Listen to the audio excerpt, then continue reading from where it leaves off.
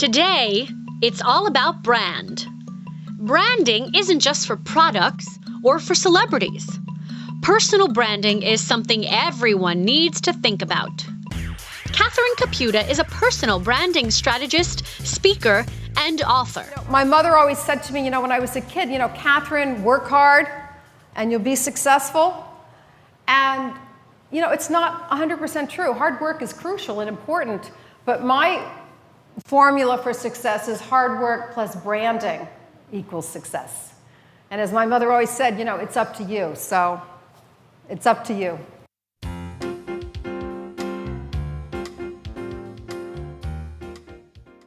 So I got involved with personal branding out of necessity because people were branding me in a way that I didn't want to be branded. And one of the key reasons why I think it's important that everybody get interested in personal branding is because if you don't brand yourself, someone else will. We're branded every day as, an A player or a B player or a person on the fast track or a person not going anyplace, a successful entrepreneur or a business person who's having difficulty. We're branded all the time. And what you want to do is take the reins, empower yourself, take charge of what your brand is. Because if you leave it to other people, I can assure you they're not going to brand you in a way that you want to be branded. From Madison Avenue to Wall Street, to founder of her own company, Self Brand, Catherine Kaputa learned that the best use of branding is not for products, but for people to create their own business success. That's why she wrote, "You Are a Brand," winner of the prestigious Ben Franklin Award for Best Career Book. When I was a kid, my mother always said to me, Catherine, don't pay any attention to what other people say. Sticks and stones and blah, blah, blah. And, my mother gave me a lot of great advice, but that was not one of them. Because it does matter what other people think.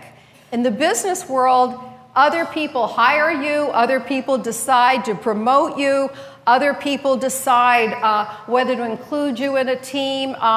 So it's very important that you understand what perceptions are about the perceptions people in the marketplace have about you. And branding is about really developing positive perceptions about yourself so you can maximize who you are. Principle number one, be different. Principle number two, it's what you do to the minds of others. It's all about perceptions. And the third principle is you want to think outside in. What reaction do I want to get in the marketplace, and what do I have to do to get that reaction? Here's a book that came out about 10 years ago called The Moderate Carbohydrate Diet. Did anybody here go on this diet? Nobody went on this diet. Only sold like 1,000 copies. It didn't do well. Then the book was branded.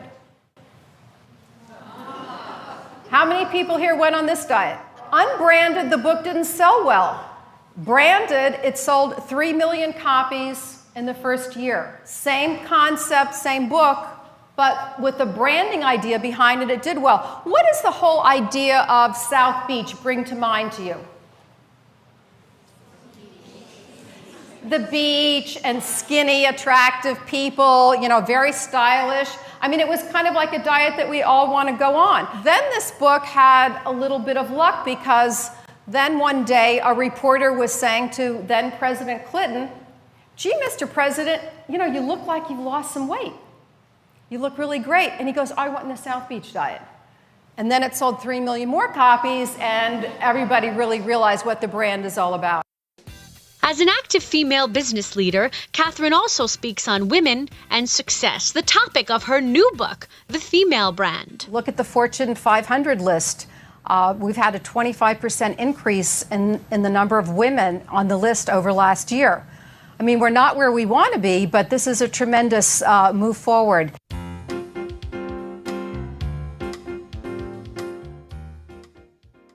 We're here to talk about the most important brand you'll ever have to market. Brand you. And it's something that women need to think about because we have a lot of catching up to do. And the main reason I wrote the book, The Female Brand, is because women are not as good at branding themselves as men are. Research shows that men aren't as good as women at listening. I don't think we need $1 million research study for that finding. They can have trouble listening. They can have trouble remembering what we ask them to do, but they don't forget to brand themselves. Men are so confident and good about talking about their accomplishments, they can even tend to exaggerate their accomplishments and achievements.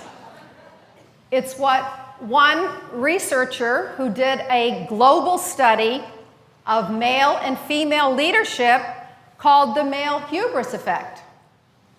We women, on the other hand, tend to downplay our accomplishments. What the researcher called the female humility effect. Just look at the personal columns. You read the personal columns, all the men sound like Brad Pitt. And what about the women? They want long walks in the country. Well, ladies, that's not very good branding.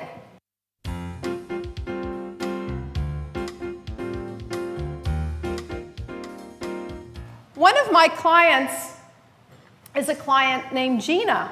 She'd get to work early and, hop in the elevator, and some days the CEO would walk into the elevator and she'd think, I've got to talk about something, but not knowing what to talk about, she talked about the weather.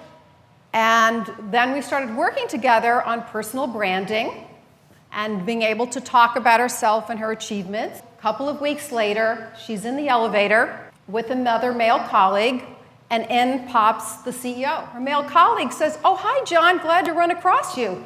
You'll be happy to know we had a great sales meeting with ABC client, and I think we're going to close the deal." And the CEO says, "Bob, you've made my day." And, not just the proverbial pat on the back when he left the elevator. When Bob left, he actually gave him a pat in the back. And so then when Gina met with me, she said, "Bingo, it dawned on me. Here I am, what's Bob doing? He's branding himself as the next VP. And what am I doing? I'm branding myself as the weather girl." And she said, all of a sudden the lights went off, and she realized she needed to be able to weave in a conversation about herself and her group. And so what she started doing was learning to be able to feel comfortable talking about herself and her accomplishments with other people around the firm. And she found that it made a big difference in her own career, because once people started realizing what she did, it made a big difference in her success.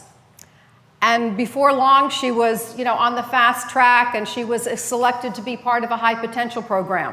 Catherine is a media commentator on personal branding who has been featured on CNN, ABC, NBC, and MSNBC. Catherine has also been profiled in Fortune, The London Observer, and The New York Times. To book Catherine as a speaker or a workshop leader, please contact the organization that provided this video.